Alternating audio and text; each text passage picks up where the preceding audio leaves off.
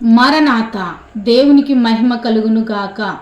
ఈరోజు దేవుని వాగ్దానం ఇర్మియా గ్రంథము 9వ అధ్యాయము 20వ వచనం.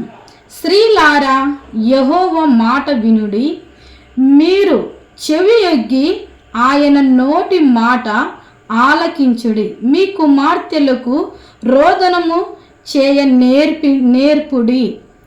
మరి మనము మన కుమార్తెలకు రోదన చేయడం నేర్పించాలి. దేవుడు ఇక్కడ మనతో మాట్లాడుచున్న మాట ఏంటంటే, స్త్రీలారా యెహోవా మాట వినుడి.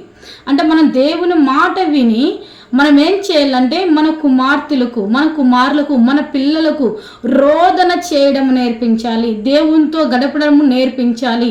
దేవునితో నడచడము నేర్పించాలి. దేవునిలో జీవించడము మనం నేర్పించాలి.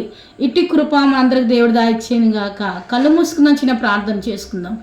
దయగలిగిన తండ్రి, కృపగలిగిన యేసయ్యానికి వందనములు.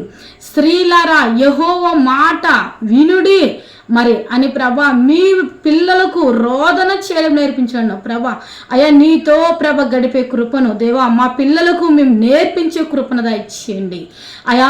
నా తండ్రి, నీతో ప్రభా రోదన చేస్తూ ప్రార్థించే బిడ్డలుగా అయ్యా మేము తయారు చేసే కృపను దయచేయండి. ఈ ఉదయకాలం వాగ్దానం చూస్తున్న ప్రతి స్త్రీకి దేవా అయ్యా అటువంటి కృపను మీరు అనుగ్రహించి మహిమ పొందుమని యేసు నామమున ప్రార్థిస్తుంటున్నాను పరమ తండ్రి. ఆమేన్.